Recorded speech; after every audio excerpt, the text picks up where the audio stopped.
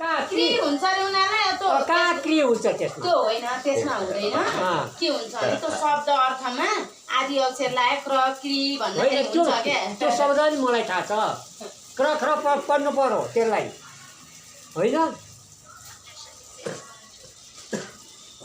उनलाई त्यस्तो पढाएर छ क्र क्री भन्नेमा चाहिँ त्यो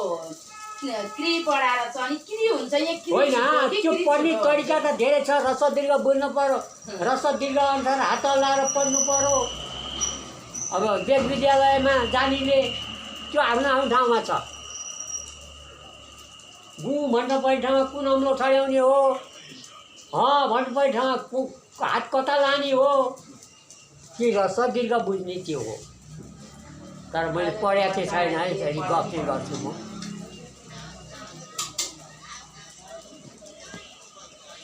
पढ्या भए त पढितै हुन्थ्यो नि म नपढेर मात्रै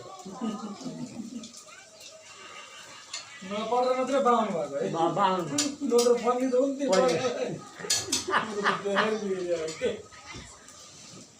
गफ पढ्छन् हाम्रा पनि गरेको त्यस्ता है अब अहिले एसएलसी भयो भन्छ 12 पढे भन्छ 15 पढे भन्छ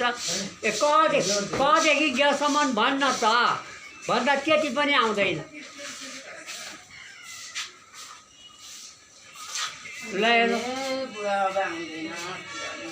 जान्दैन भनौँ भने हरेक जानिसक्यो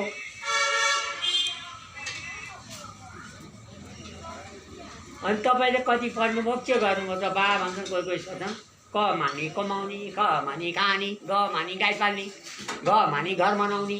यस्तै पढेँ मैले मेरो छोरो यहाँ पढिसक्यो तारिक पढ्न त यहाँमा विषय लाग्यो कि जस्तो लागेको छ केमेस्ट्रीको दिन टाउको दुखो जसले भनेर आँखा नहेरी आइथ्यो पढ्दै गर है इक्जाम दिनुपर्ने हो पढ्दैन यस्तै कति के भाग लिएर आएको